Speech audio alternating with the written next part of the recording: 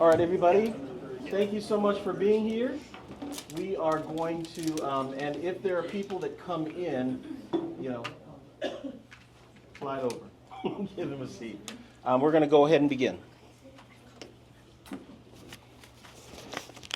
All right, we're here at meeting number 11, November 13th, CCEA. First item on the agenda, housekeeping issues. Do we want to do a confirmation of the prior proposals, or are you okay with what we have? I'm good with what we have. I don't know if you've had a chance to look at that chart. We did. And We compared it to our own chart, and we're good with, we think it's accurate as to what was on your chart on 1016. Our chart adds the proposal that you Yep. made on 1016. okay. So- And then the non-salary ones that The you guys- non-salary but proposal. most of those are included in those. Correct. I think actually all of them. Correct. I think we're good then. If You all right? You're okay with that. Next dates for bargaining. I believe this is the only date that we have. I think we should put some on the books. I agree. We can always strike them if we don't need them.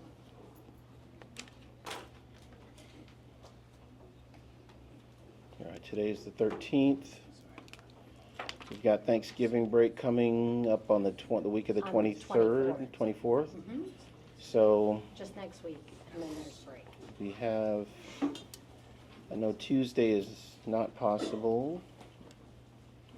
Monday, school board meeting on Wednesday. I mean, unless you guys are, I think we're good. Monday. Why don't we look at the I first know. week of December? I know I cannot do it on Wednesday. Thursday is fine. No, So- not for me. Not for you. Beth, Kristen, Thursday? Next Thursday? The 20th? A week from today? April is a no. How's that with you guys? I might change my. Janae, Dana? Yeah. Next Thursday, the 20th? Is that possible? Jimmy? Yes. Yeah. All but one of us can make it on the 20th. And then if that doesn't work, then we can look for a date in December.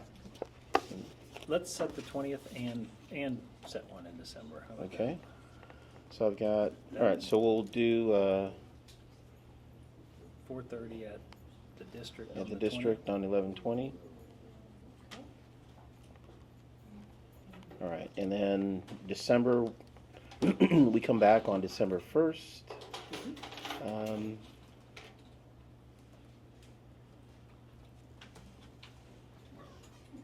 I know we cannot do it on the 4th. We can't do the 3rd.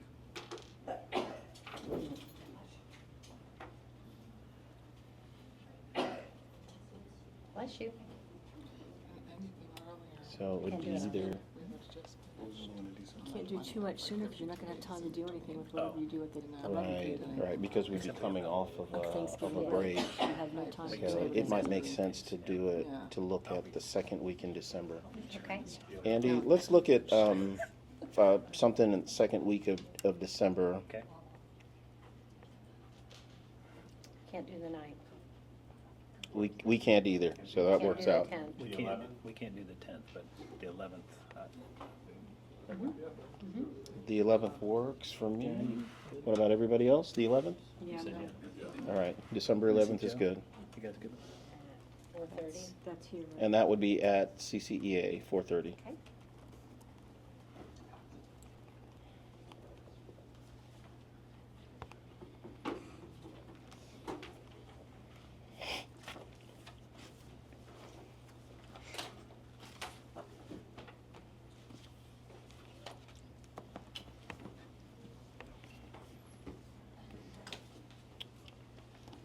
All right, we're good. All right, any additional housekeeping issues that we need to be aware of? Not that I know of right yet. John A., good to see you. Good to see you. I haven't seen you in a bit, but good to see you, Darren. Always a pleasure. All right, so CCA presents. Like to, the two dates that we've set for bargaining and your willingness to be here is appreciated by CCEA. On behalf of Collier County Education Association, we'd like to respond to the district's salary proposal from the October 16th meeting.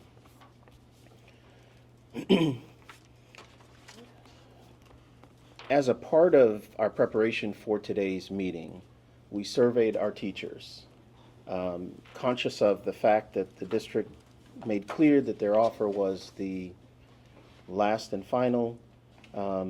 We, at that point, went to our members to get their feedback on the district's offer. Based on those survey results, Collier teachers have spoken, and they reject the district salary proposal from the October 16th meeting. For the purpose of those behind me, that offer was phrased in terms of an option 1 and an option 2. Option 1 was a flat increase with no step advancement for most educators, except for a small step advancement for those who are performance pay highly effective. Option 2 was a step, and option 2 was a step increase with no meaningful, no other salary adjustment other than the step increase. So both options were reviewed by our teachers. And over 1,100 of those Collier County public school educators who participated in the bargaining survey made their message loud and unequivocal. The district's offer is unacceptable, according to those teachers. Those teachers stated very clearly that they are not willing to choose between a step increase based on their last year's evaluation and a salary increase that strips away merit-based advancement. Both of those two constructs matter. Both of them are essential. Our members have said repeatedly that steps should not be negotiable, and they are a fundamental recognition of experience and performance.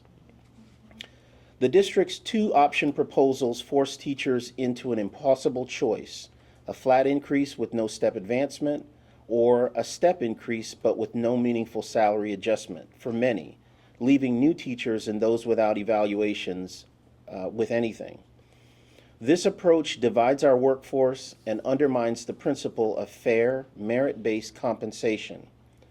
Teachers have made it clear that they expect a salary increase that includes both a step and a meaningful adjustment to base pay, not an either-or compromise. Our counterproposal reflects that expectation, and I would also add that our counterproposal makes clear that we are conscious of the fact that Collier County is the most expensive county to live in the state of Florida, and if it's not it's certainly top 2 or 3. So the district salary proposal must reflect those economic realities. Our counterproposal is as follows: a $3,200 base salary increase for all eligible employees. That would take the base salary from $57,000 to $60,200. Our counterproposal also reflects a step advancement for those rated effective on performance pay and for those on the grandfather salary schedule. Our proposal also reflects an additional one-time FRS supplement of $1,580 for highly effective teachers on the grandfathered salary schedule. And our salary proposal reflects a step advancement for those rated highly effective on performance pay of an additional $3,080. This is not a wish list. It is a fair and reasonable proposal that values experience, performance, and the cost of living realities in Collier County that we have shared at length in previous meetings. We urge the district to listen to its educators. They are the backbone of this A-rated school district, and they deserve a compensation plan that respects their work and sustains their commitment to our students. Collier teachers will not accept a proposal that forces them to sacrifice fairness for expediency. We remain committed to reaching an agreement at the table today. However, we must have a salary proposal that includes both a salary increase and a step increase.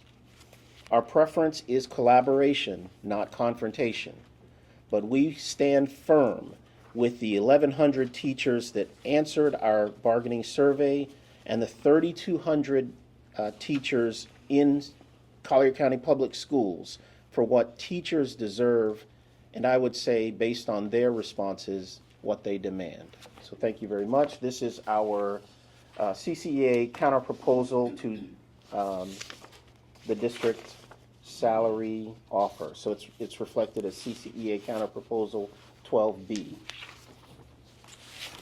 Thanks. We have another response. Are there any questions on 12B? I'll give you an opportunity to distribute.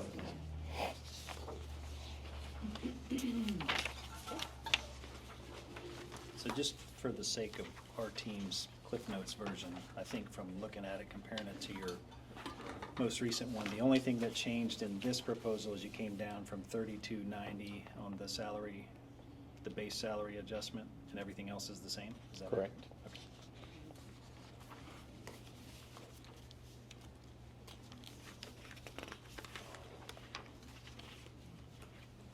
I don't have any questions. If you guys do, feel free to.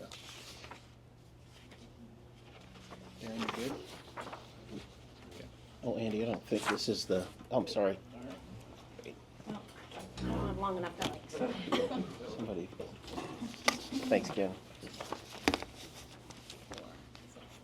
Oh, that's the red version. That's a red version. I apologize. No, worries. That's for us. That's not yours. That's, These are the, gotcha. that's the red version. I'll keep one of those reds. Okay, there's the red versions for that. Gotcha. You already got one? I got one. So this is for the district, I believe. Okay. In the chart that you had created and confirmed in our chart, the district made their proposal number 2 relating to 4.11 planning time. And in this district proposal 2, the only change to the current language was a change in the number of hours for faculty meetings from 1 hour to 3 hours. 4.11 Correct. work days. Okay. Yeah. Yep. So don't have a long commentary on this one. We believe that the CCA proposal more aligns with our priorities, and we respectfully reject district proposal 2. And so here's a rejection of that. Okay.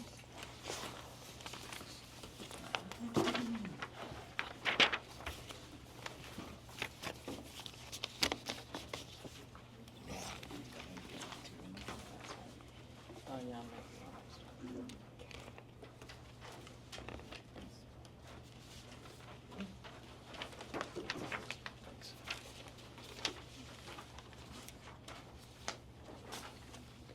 And that concludes CCA's proposal for now. Okay. So our team is gonna want to caucus around the salary, but before we do that, I Yep. think we can give you all something to caucus around during that same time. And it has to do with index supplements. You Okay. guys made another counter proposal, just for the benefit of those watching or listening. We're in agreement on increasing the base salary for index supplements to 47.5, state level base pay as you guys characterize it. Our initial counter proposal proposed a flat rate and removing the index and just basing it off of that 47.5.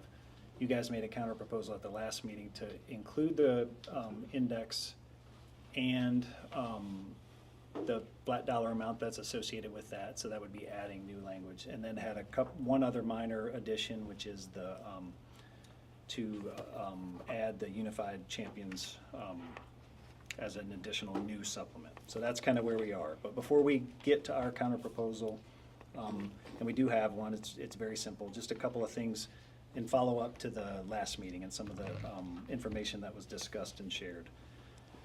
You all had some questions, I think, collectively around total amount of supplements that are paid out. In 24-25, the district paid out $17.7 million in total supplements. That's not just index supplements. That includes everything, class divided, 7th period assignment, advanced degrees, those kinds of things. Index supplements from last year cost $5.9 million total. And then increasing the base salary, we discussed this briefly at the last meeting, for index supplements from $43,760 to $47,500. Both of us agree on that already. Has a cost of about $505,000 total. An additional 505? Moving from $43,760 to $47,500. So an additional $505,000 on top of that 5.9 from last year. Oh, that was my question, because you're separating, you said 17.7 million in supplements And the 5.9 is included in that. within the 17.7. Yes, The 5.9 is only just for the, index.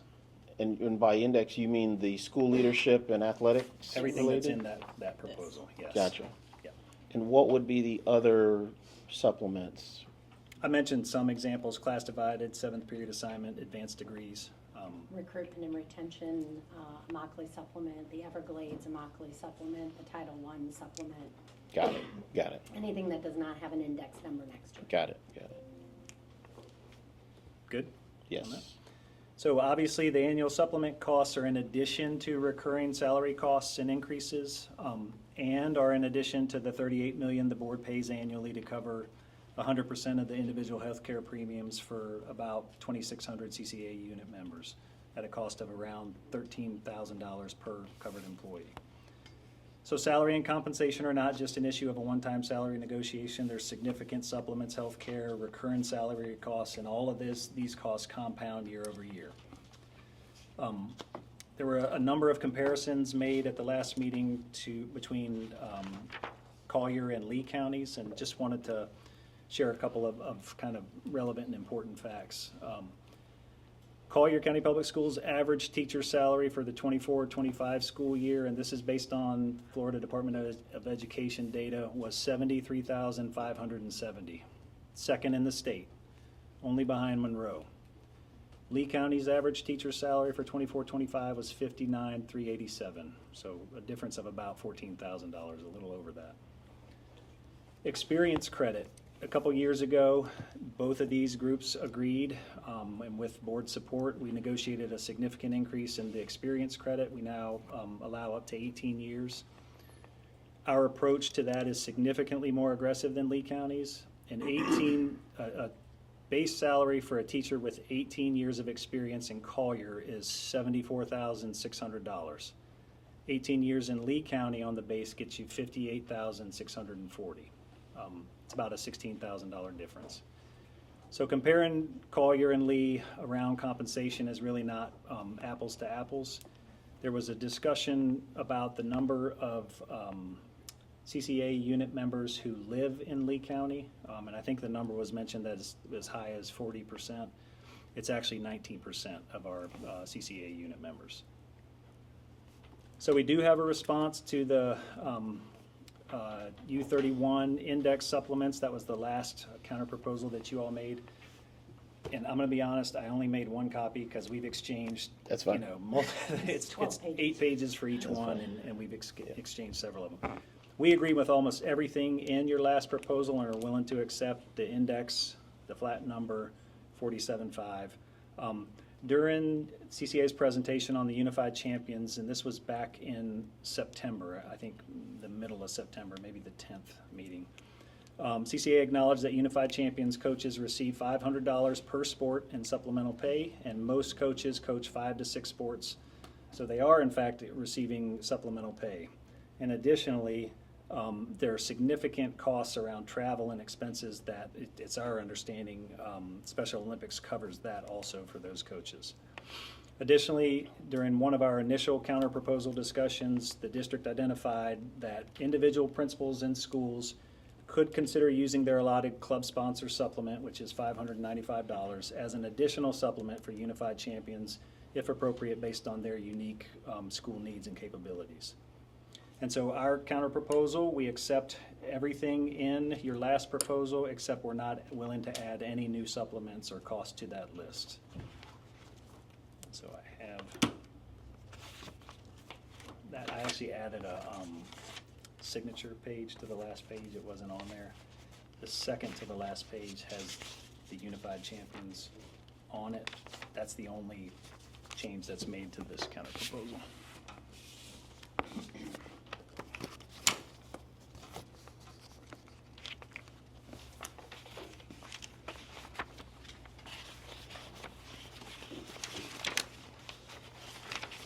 Any questions about that?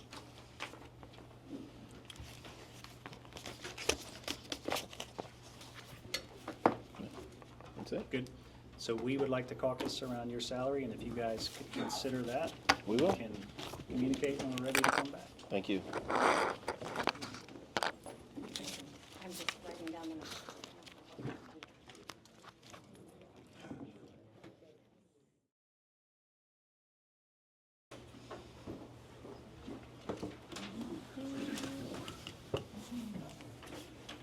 Good. Yep, we're good. So do you guys want to go first on the index supplement? We'll or- let you go. Okay, all right. So just a kind of a broad, general comment on salary and budget and kind of where we are, and we've really sort of stated this by way of a number of presentations that the finance team have done.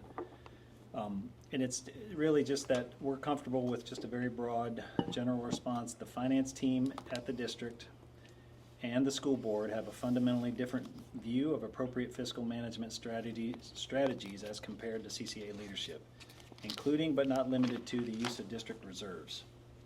Our proposal options, including index supplements, reflect the finance teams, the boards, and executive leadership's commitment to fiscal responsibility and teacher compensation, given the uniquely challenging fiscal landscape.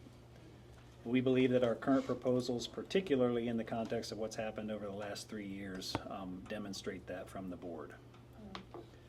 We're sorry to see a salary counterproposal from CCA after making it clear that our 2 salary options and index supplements counterproposal comprise the district's last and final proposals. And I'm going to read a document into the record.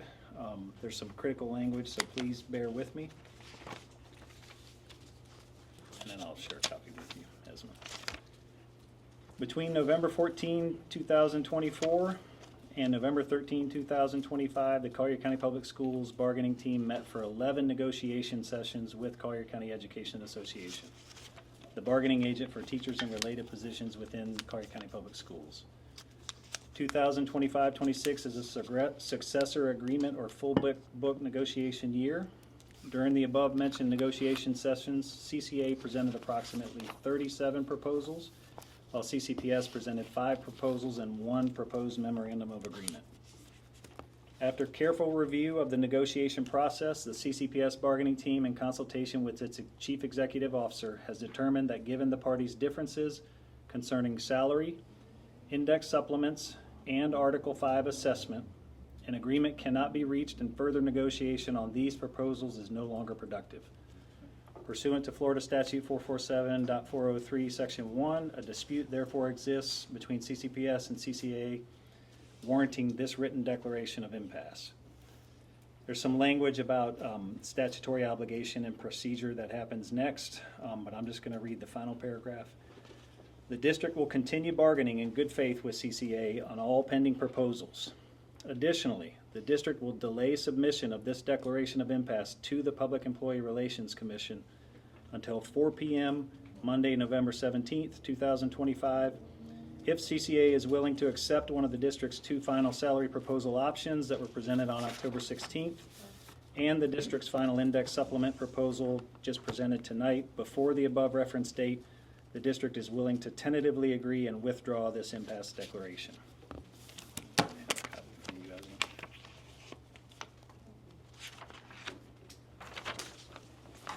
Thank you. Just a couple very important facts about impasse. And I want to stress that there is a grace period. We're hopeful that you all will consider one of the two options and the index supplements and come to the table and agree. And just so you know, there is the total amount of $505,000 for the index supplement would represent about another $130 per unit member on the salary schedule if you wanted to consider that. Our guidance from an attorney experienced in impasse proceedings is that the entire process can take over 6 months, which would put us in May. It takes 3 to 4 months just to get to a hearing before a magistrate. There's a backlog currently because several districts are at impasse. Another 2 months for the decision. And the ultimate decision comes back to the board. A special magistrate who hears the impasse hearing makes a recommended order, it comes back to the board, and they make a decision about what to accept or not. The last impasse at Collier County Public Schools was in 2011 and 12, and that process lasted over 6 months. People were not paid until May, and it was declared in November. So it could be May or later. That's when it occurred, as I said, in November 2012. We could literally be negotiating next year's salary for 26-27 before a resolution of this year's, as negotiations for next year have to start by May 1st. This is important. There's a lot of misconception about this. There is no guarantee of retroactive pay after an impasse hearing. It is not guaranteed. It's not written in stone. It didn't happen the last time that there was impasse, and it's important to be aware of that. If CCA agrees by Monday, the date mentioned in the letter, we can likely pay teachers by the end of January 2026. That's not a guarantee. There are some important internal processing things that happen, but it would be around that date. If we go to impasse, obviously we're looking at around May 2026 at the earliest. We signed ground rules and had our first negotiation session over a year ago tomorrow. We believe that one of those two options in the index supplement is the only option and way to go at this time. And we hope to hear from you before Monday at 4 p.m. And if we don't, then we'll be ready to discuss other proposals or anything else on the table at the next meeting, the 20th. Well, we look forward to discussing these ongoing issues at the next meeting, but I know that I can stand and say very firmly and very clearly that those folks behind me and the 3,200 teachers, including the 1,100 who completed the bargaining survey, insist that an agreement today must include both a salary increase and a merit-based step increase. An agreement today or any day has to be mindful of the cost of living in Collier County. An agreement today has to be comparable to your true peers. And think Sarasota, roughly our size, relatively high cost of living. Think the Keys, high cost of living, smaller school district, but still comparable in terms of the cost of living in Collier County. And that's just the reality. Our average salary is higher than Sarasota's, What is your average salary compared to the Keys? just below it. We're second, they're first. Right. And you're basing that on 24, 25 numbers. Right. Sarasota's agreed and their numbers are even higher than they were last year. So comparing this year's negotiations to their numbers that they agreed to last year, that means very little to us. Your proposal, if I broke it down on a 196-day contract, your proposal is in essence, and that's either option, roughly 1,300 and change. We're talking about $6.73 extra per day. And that's before taxes. That's before taxes. So, I mean, every teacher has to make their choice about the direction of this bargaining team because we negotiate on their behalf. But with all due respect to, a dollar is still a dollar. I don't know that many of these teachers behind me are going to miss $6.73 each day that they work if the cost is staying at the negotiating table and getting a fair salary rate, a salary increase and step increase.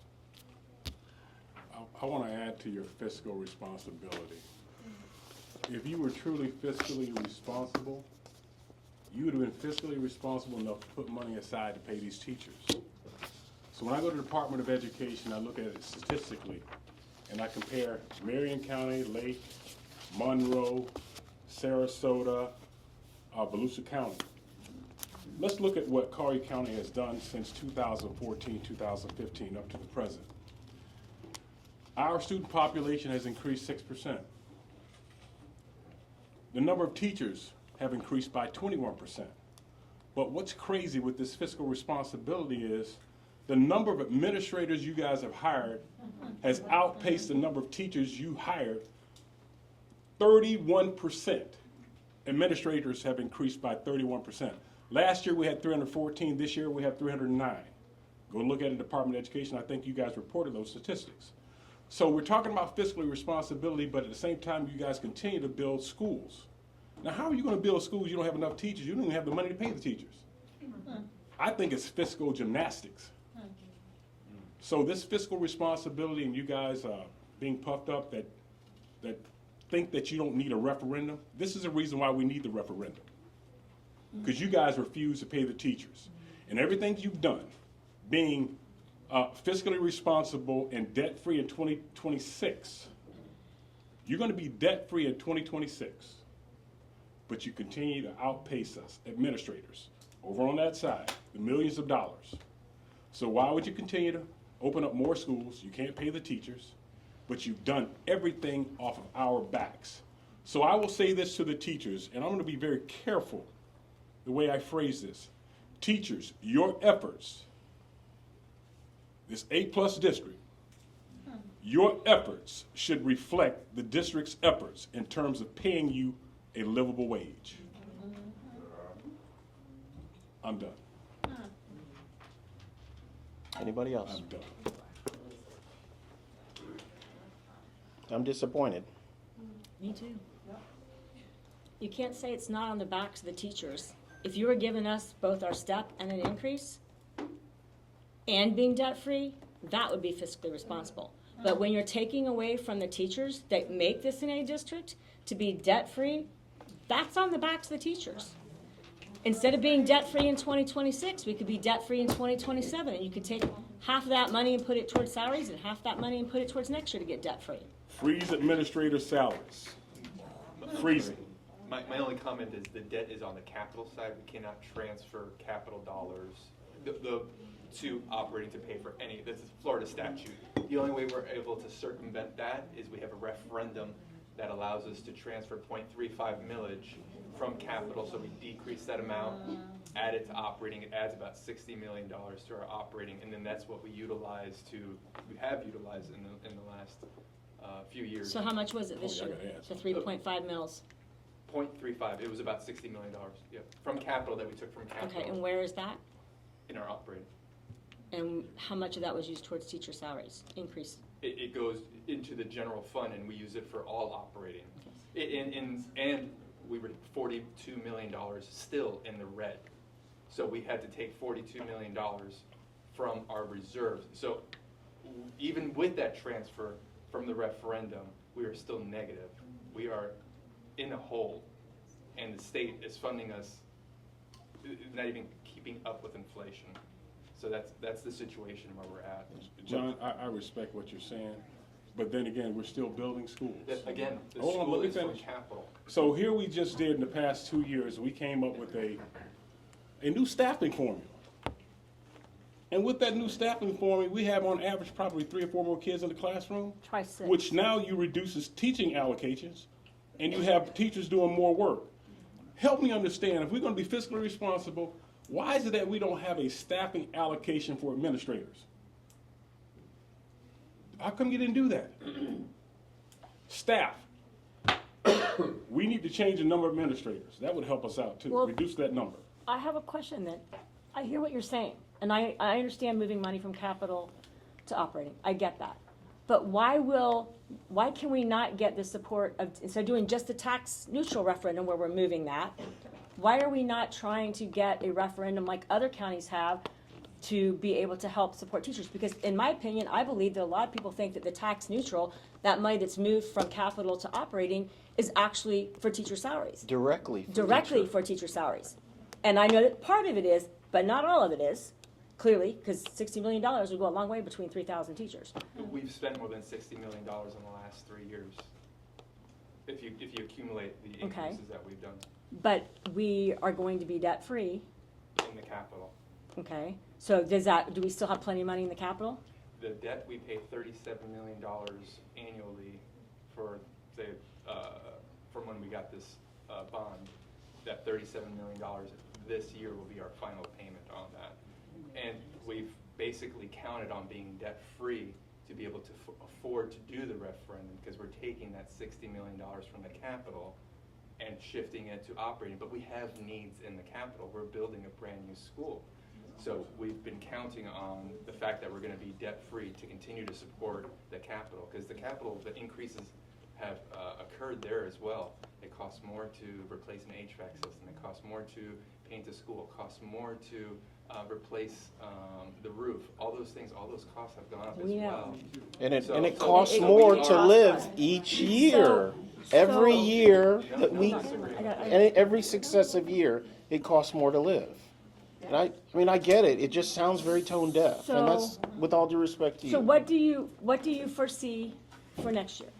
Ms. Mapes, I want us to be. I just want to ask questions because I want to see if I have a proposal that I like, or an idea I'd like to share, but I need the answer to that question. And the tax referendum is a discussion outside of this process. And I think you might be surprised at where there is theoretically some support. I think it might just be a matter of what the I reality understand is that, around but it. I'm asking a question because I have an idea Ask the question. that might be able to help, and I'd like him to be able to answer it. I know he's not a forecaster, but I'm just curious, where do you see next year going? And then I will share what my idea is. Do you think that once we are debt-free that we will have more money in capital or more money in operating, or like, what do you foresee? And I'll tell you why I'm thinking that if you can just give me a clue as to what you think. The debt payments are from the capital. Right, So- I understand that. So we won't have that debt payment in capital anymore, but we already have our capital improvement plan built for the next 5 Okay. years. Those dollars are already Okay. accounted for in But capital projects. are we moving 0.35 mils every year to operating? We are allowed to move Okay. up to 0.35 for the next 3 more years. Okay. And then you have to take the referendum again for renewal, for the voters have to renew it again. I have an idea. I don't know if it is appropriate or not, and I don't know that you can say it, but I'd like to at least throw it out there and let everybody think about it. What if we could do a 2-year deal?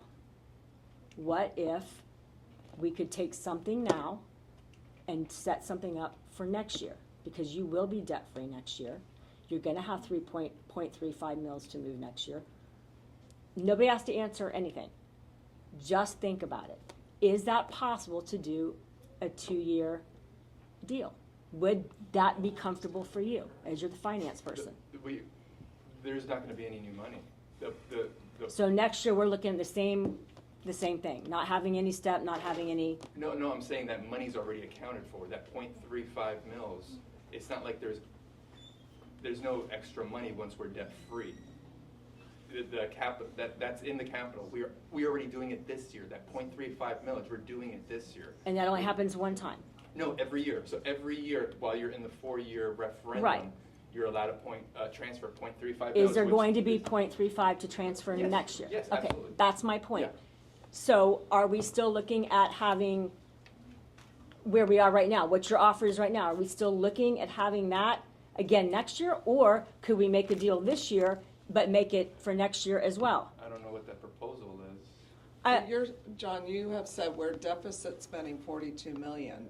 That's not going, this year, that's not going away next year. We will have So we're gonna be likely continuing to be in more. deficit spending, so Correct. every year, we're looking at not getting a step and only getting whatever an option 1 or an option 2.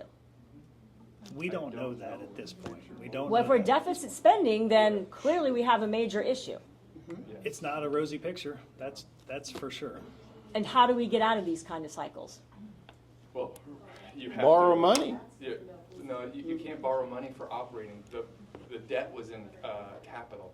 So, like Mr. Lewis mentioned, some counties do a referendum to increase taxes, so you'd have to have a tax Voter increase. buy-in. Yeah. Right. Mhm. In a general election. The other option is you have to increase revenues, and if, yeah, our state unfortunately has increased dollars for public education, but at the same time, they've started the voucher system, which allows public education dollars to be shifted to private schools via the voucher system.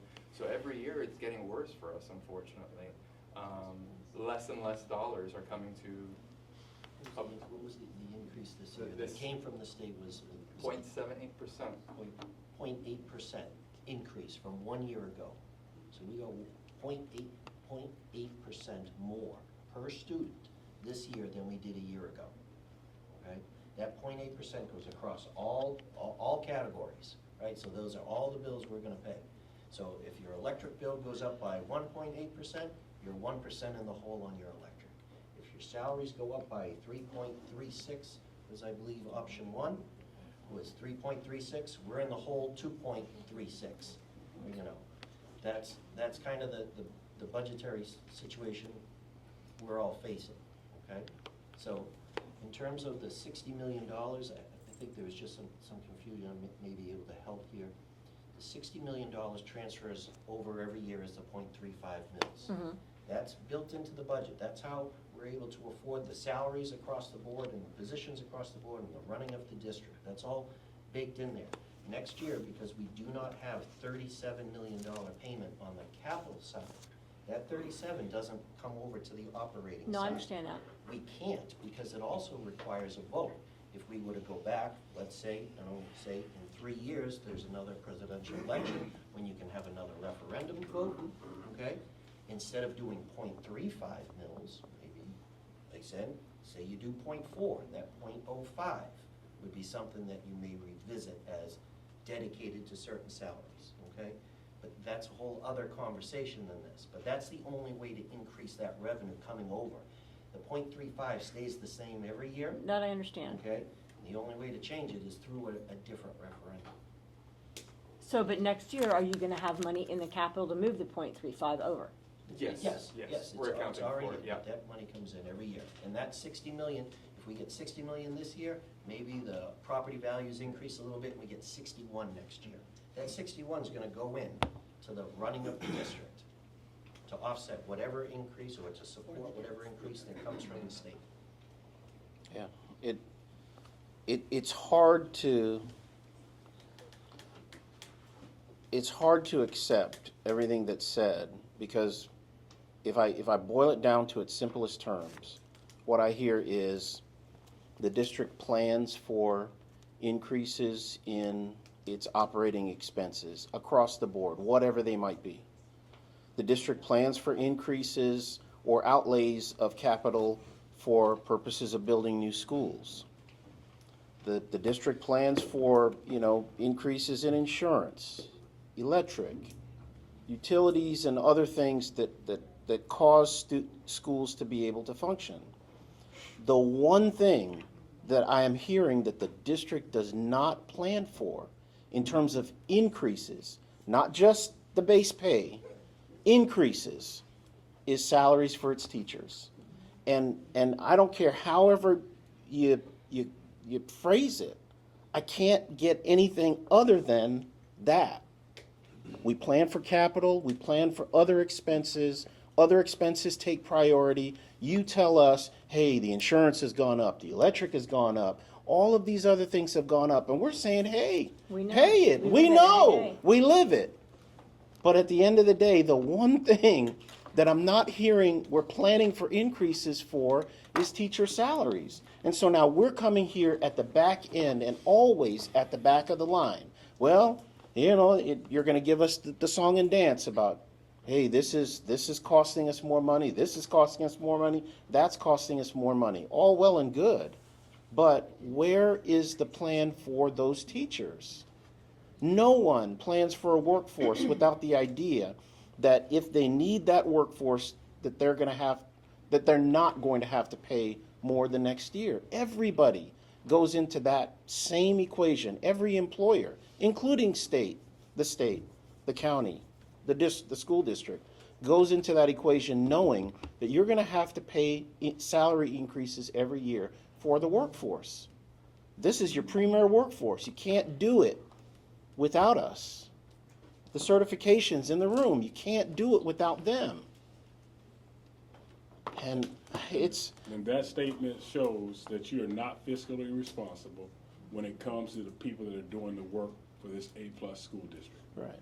A lack of fiscal responsibility. To piggyback on April's request for a multi-year contract, if we have a multi-year contract, not even talking about what the numbers are, but you put a multi-year contract on the table now, you know what it's going to cost you. You can plan for it and figure out how to pay for it. That's how you do it. And now we're planned for, we're covered. But it's an odd thing to hear that you're planning for every single other line item except for the people who work for you in a service business. And that's what needs to happen. So explore while we sit and, we look at your impasse declaration, and that's fine, but we're still going to come back to the table. And it's still going to be, we got to have something. And it's got to be something other than, well, we don't have enough to pay you a salary increase plus a merit-based step increase this year. And the forecast is gloom and doom next year because we're also going to be in the same boat next year. Well, I'll tell you what, if that's going to be the forecast for the next 3 years, because that's guaranteed, you know what the tax neutral referendum is going to provide, then give us a 3-year proposal for the next 3 years. Tell us what you think you can do over the next 3 years based on current realities. And if we have to come back to the table because, hey, we can even put a provision in that contract that if you can't make that budget within a certain percentage, we'll have to come back to the table because you can't pay it. But don't tell us you can't pay it now, and you probably can't pay it later, and you probably can't pay it the next year after that. What are we supposed to do? Who works and expects to get the same thing for the next 3 years? When all of our things are going up too. Well, yes, all of our things are going up. So put that on the table. That has to be a part of the calculus. And then at least John and his crew has something to plan for, and you guys can figure out how to pay for it. Good. We'll see you all next Thursday.